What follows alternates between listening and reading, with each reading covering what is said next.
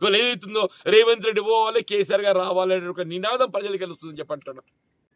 నిరుద్యోగ భవిష్యత్తు ఏమవుతుంది? మొదటి సంవత్సరం 2 లక్షల ఉద్యోగాలు అన్నారు, రెండో సంవత్సరం 1 లక్ష ఉద్యోగాలు అన్నారు, 3 లక్షలు పోయింది. వాళ్ళు అధికారికంగా ఏం చెప్తున్నారు? 60,000 అని చెప్పంటున్నారు. అసలు ఇచ్చింది ఎన్ని? 17,000. ఎక్కడికి వెళ్ళి ఎక్కడ పోతున్నామని చెప్పంటున్నాను నేను. వీళ్ళ కాంట్రాక్ట్ అవుట్ సోర్సింగ్ ఉద్యోగస్తులు ఏదైతుందో వాడు ఉద్యోగం ఉంటుందో ఉడుతుందో తెలియని పరిస్థితి ఏర్పడని చెప్పంటున్నాను నేను. ఇలా ప్రజలు ఏదైతుందో ఆనాడు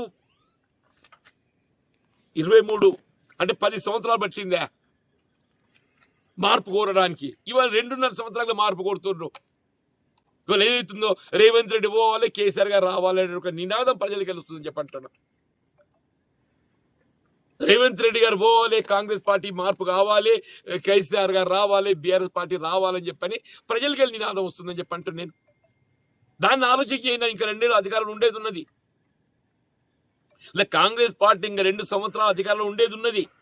కానీ ఈ 2 సంవత్సరాల కాలం అయినా మెరుగైన పాలన ఇవ్వడానికి ప్రయత్నం చేయండి, ప్రజాహితం కోసం పనిచేయండి. అది ఆలోచన చేయకుండా జీవన్ రెడ్డి ఎందుకు పోతుండే? నేను అధికార పార్టీ పోతలేను కదా. 2014లో ఏదైతుందో ఎప్పుడైతే బీఆర్ఎస్ ప్రభుత్వం అధికారం ఉన్నదో నా కాలంలో బీఆర్ఎస్ పార్టీ చేయడానికి ఏదైతుందో కేసీఆర్ గారు ఒక విధంగా ఏదైతే కలిసి పనిచేయాలని చెప్పి కోరిందని చెప్పి అంటున్నాను. అభివృద్ధికి తోడ్పడరని చెప్పి అంటున్నాను.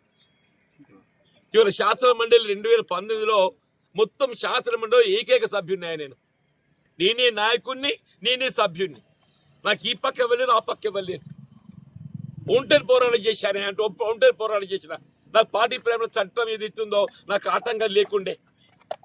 పార్టీ ప్రేమల చట్టం